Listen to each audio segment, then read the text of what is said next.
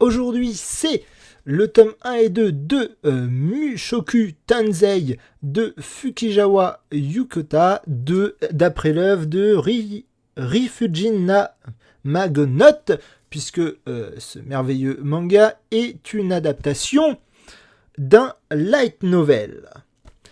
Et déjà, premier point accordé à Doki Doki, l'éditeur. Merci Doki Doki, puisque pour une fois, on n'a pas un titre en anglais dégueulasse. En ce moment, je ne sais pas ce qu'ont les éditeurs français. Ils nous sortent des titres anglais dégueulasses sur certaines séries, c'est infâme. Là, pour une fois, on garde... Alors, je sais pas si le titre japonais a été changé, je pense pas que ce soit le titre original, mais on n'a pas de langue dégueulasse. Et le sous-titre qu'ils ont mis là, Nouvelle vie, nouvelle chance, est en français. On n'a pas un vieux truc anglais dégueulasse genre New Life, New Like, je sais pas, chance, ouais, on s'en fout quoi. Pour une fois, on a un titre qui respecte le titre original. Et en plus, on a un sous-titre en français, ce qui est bien. Doki Doki, merci, ça fait plaisir parce que honnêtement, les titres anglais dégueulasses, j'en ai ras le bol. On a l'impression que les éditeurs ne font pas leur boulot quand on est confronté à ce genre de titre. Il y en a un que j'ai vu là il y a pas longtemps, c'est à base de New World ou World End ou un truc comme ça, enfin un truc dégueulasse qui a rien à voir avec le manga en plus. Bref, merci Doki Doki pour ça. Au niveau de ce manga qui est absolument génial, faut pas exagérer, il est super. C'est un de mes coups de cœur de cette année, vraiment.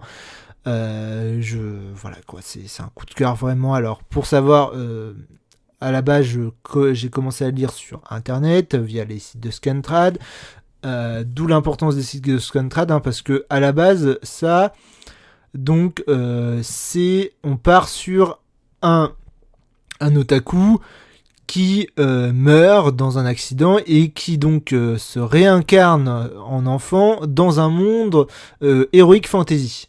Et en ce moment, il y en a pas mal des trucs comme ça. Et grâce au Scantrad, j'ai lu celui-là sans vraiment m'attendre à rien. Et en fait, il a des particularités qui font qu'il est super. Et donc, honnêtement, sans le Scantrad, je serais passé à côté. Parce que les trucs de réincarnation, en ce moment, on a un bon paquet. Bref, celui-là est cool, donc on suit, comme j'ai dit, un mec qui s'est réincarné, un otaku de 34 ans qui s'est réincarné dans un monde d'heroic fantasy dans lequel il se nomme Ruby. Et donc on va suivre dans le premier tome ses premières années où il va devoir... le premier tome il a... comment expliquer, appréhender son environnement, on va dire, découvrir un peu, parce que voilà, dans son ancienne vie, c'était un otaku complètement enfermé chez lui, qui sortait plus de chez lui, et donc vraiment comme il s'appelle lui-même, un déchet de la société, et donc il décide de reprendre dans sa nouvelle vie, de reprendre sa vie en main et de faire les choses en mieux. Et donc de ne pas abandonner à chaque fois qu'il essaye de quelque chose, de bien se comporter avec les gens, etc. Et donc dans cette première partie de sa vie, donc là on le suit de ses 3 ans à ses 5 ans, il va en partie rencontrer, déjà on va apprendre un peu plus sur sa situation familiale dans ce monde-là, et il va surtout apprendre avec Roxy, la magie puisqu'il va commencer à apprendre la magie, et donc ça va être Roxy, la démone. Donc là on voit pas trop que c'est une démone, mais bon, dans ce monde les démons sont assez proches des humains. Là la seule chose qui change, c'est que dans ce monde comme vous voyez, elle a les cheveux bleus, ce qui est une preuve qu'elle est une démone. Qu'est-ce que je veux dire ? Oui, donc il apprend la magie, donc c'est très très frais, c'est très très cool, c'est très rigolo. On sent, il y a aussi toute cette bataille qu'il a intérieurement en lui entre ne pas reprendre ses mauvaises habitudes, de jamais sortir de chez soi, d'abandonner au moindre échec et tout ça. Là, on sent le fait qu'il fait des efforts pour s'en sortir. Il rencontre aussi Sylph, qui est une demi-elfe. Enfin, non... Oui, si. Ouais, c'est compliqué, Sylph, parce qu'en fait, elle est pas vraiment demi-elfe. En fait, son père est demi-elfe et sa mère est demi-bête. Ce qui fait que Sylph est un mélange de tout, en fait. Limite des races principales de ce monde, puisqu'elle a du sang elfe, du sang bête, du sang bête et du sang bête, la bête, les bêtes. Hein. Les hommes bêtes, il y a des hommes bêtes dans cet univers. Donc du sang de homme bête et du sang de homme normal. Donc. Et bien sûr, il va lui apprendre la magie à elle, puisqu'elle est rejetée par tout le monde à cause, voilà, les gens différents sont toujours rejetés, évidemment, et donc lui, Ruby, lui, il s'en fout, lui, c'est un otaku, donc lui, déjà, quand il a vu que son enseignante de magie, c'était une jeune Lolita, il était complètement fou, et là, il rencontre donc une demi-elfe, voilà, quoi, c'est comme tous ces... Il est tout de suite, waouh, trop cool! Il est plus content de rencontrer ça plutôt que les autres, comme les autres, dire bah voilà, ah mince, c'est un monstre, il faut pas lui parler, blablabla. Donc, qu'est-ce qui m'a intéressé dans ce bouquin? Et bah, c'est qu'on n'est pas sur du pur shonen, disons, à la One Piece, à la Naruto, à la Bleach, où les ennemis de demain, les ennemis d'aujourd'hui deviennent les amis de demain, où il n'y a jamais vraiment de... Si, il y a des conséquences, mais tout est un peu... on est vraiment dans le maximum possible, c'est du happy end, je veux dire... avant la mort de... Dans One Piece, par exemple, avant la mort de Ace... Il n'y a pas de mort vraiment marquante de personnages principaux. Dans les flashbacks, ils ont tous une histoire un peu dure, mais dans l'ensemble, ça reste les combats. À la fin des combats, il n'y a pas vraiment de mort. Enfin, la plupart des ennemis que combattent Luffy, par exemple, ils ne meurent pas. Voilà, ou sont pas s'ils meurent, c'est pas du fait des personnages principaux. Pareil dans Bleach ou dans Naruto, par exemple, les morts sont rarement du fait des personnages principaux, et dans l'ensemble, on est dans un truc où, à la fin, même si les événements sont assez durs, mais durs dans le sens combat, on va dire, les thèmes abordés sont assez légers, et les combats sont pas ultra sanglants, et même si dans One Piece ils sont devenus un peu plus sanglants, mais dans l'ensemble il n'y a pas de choses, voilà, de thèmes ultra durs. Même si ça arrive, ça reste assez rare, et dans l'ensemble ça reste, comment expliquer, ça reste pour l'âge que c'est censé être, quoi. One Piece, ça vise normalement les 12-15 ans, et bah voilà, c'est pas des thèmes ultra durs avec des trucs où ça se finit mal et tout ça. Donc là, dans Mushoku Tensei, on aborde des thèmes un peu plus durs, et surtout, ce que j'aime, donc sa particularité, je vais y venir, je vais y arriver, donc c'est en lien avec ce que je viens de dire, c'est que lui arrive à trouver un certain équilibre entre ce système de shonen où un peu, on va dire, avec une histoire assez légère, où l'action est mise en avant, et les aventures et l'amitié est mis en action, et un côté un peu seinen, où il y a des thèmes un peu plus durs, où il y a des choses plus dures qui arrivent, puisqu'on y parle dedans d'enlèvement, de viol et tout ça, donc des thématiques assez fortes, mais elle reste encore un minimum en retrait, et donc ça crée un équilibre qui est vachement cool, je trouve, entre le shonen et le seinen, où on n'est pas dans un monde trop dur, je sais pas, je vais prendre un exemple, tiens, j'ai juste à regarder dans la librairie, ah bah oui, l'attaque des titans, évidemment, où là on est vraiment il y a des morts partout, l'humanité est vraiment voilà, dans la merde, quoi.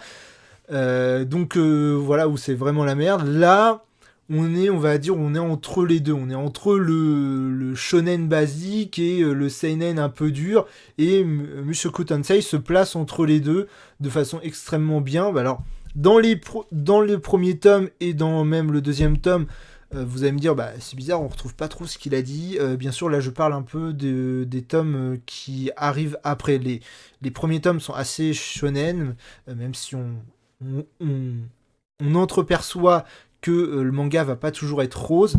Mais voilà, c'est ça qui m'a fait adorer Mushoku Tensei, c'est cet équilibre qui est vachement cool en plus de voilà, un monde heroic fantasy ultra cool avec des combats super, des dessins géniaux. Voilà, et le héros personnage qui est vachement attachant, Ruby est vachement attachant. Dans le tome 2, il rejoint une partie de un côté de sa famille en fait. À la fin du tome 1, ses parents pensent que Sylph et lui, donc la jeune demi-elfe, on va l'appeler demi-elfe, ça va être plus ça, sont trop codépendants, dans le sens où Ruby ils sont trop attachés, voilà, ils sont trop codépendants. Sylph même, elle qui était un peu persécutée avant, s'en remet plus qu'à Ruby pour lui apprendre la magie, et puis elle fait rien sans que Ruby lui dise, quoi. Elle est vraiment dépendante de Ruby, et donc bah forcément Ruby lui aussi est dépendante de Sylph, puisque ça monte un peu son ego d'être aussi, voilà, d'avoir quelqu'un comme ça qui l'admire comme ça, et lui-même euh, reste sur ses acquis au final à la fin du tome 1 et donc n'évolue plus. Lui-même s'en rend compte. Et donc à la fin du tome 1, ses parents, donc Paul et Zénith, décident de les séparer tous les deux, de dire, bah voilà, même le père de Sylph est d'accord sur le fait qu'il faut les séparer tous les deux pour que ils évoluent, pour pas que cette relation dépendante continue. Et donc Ruby est envoyée du côté de la famille de son père, de Paul, pour un peu, bah, déjà, voilà, partir, évoluer un peu, avoir de nouveaux horizons.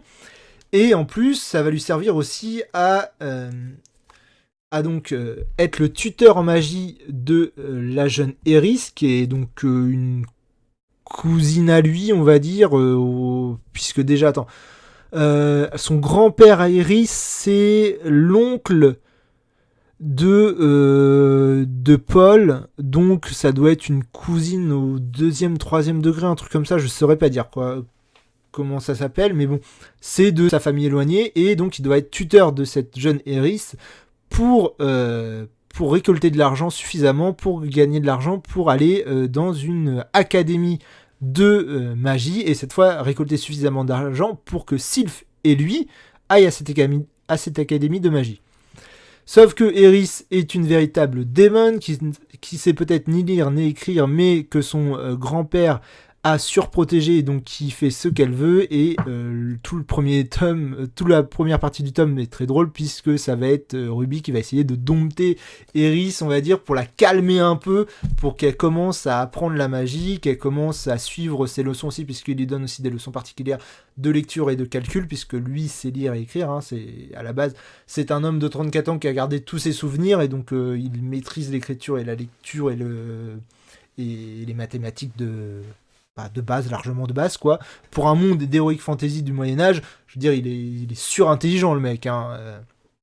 Forcément, je veux dire, dans ce genre de monde, tu sais faire une addition, t'es considéré comme plus intelligent que 90% de la population. Donc, voilà, il lui sert aussi de prof particulier. Et on va suivre les péripéties d'Eris et lui dans ce tome 2, donc voilà, dans cette ville. Alors, c'est très drôle, pareil hein, que le tome 1, sauf que là, il est dans un nouvel environnement, il est avec une nouvelle personne, et on finit sur leur anniversaire. Et ça sera pour le tome 3. Et bien sûr, il va y avoir d'autres choses que je sais d'avance, je sais... L'édition française va mettre pas trop longtemps à rattraper ce que j'avais déjà lu moi, donc j'ai hâte d'avoir la suite parce que je m'étais arrêté vraiment à des moments de fort suspense. En tout cas, c'est très bien, c'est Mushoku Tensei, il est très bien, je pourrais encore en parler, je pourrais raconter comment il met en scène un faux enlèvement, justement, je l'ai dit, qui se transforme en vrai enlèvement, qui est génial. Bref, faut que j'arrête. on va y aller. Il faut lire Mushoku Tensei si vous êtes à court comme ça de shonen et de... Si vous vous dites, oui, il y a trop de réincarnation en ce moment, qu'est-ce que je vais lire il y a forcément des biens et des moins biens, qu'est-ce que je vais lire dedans? Mushoku Tensei est l'un des très bons. Encore merci à Doki Doki d'avoir gardé un titre correct et pas avoir foutu un titre anglais merdique. En tout cas, moi, je vous dis au revoir.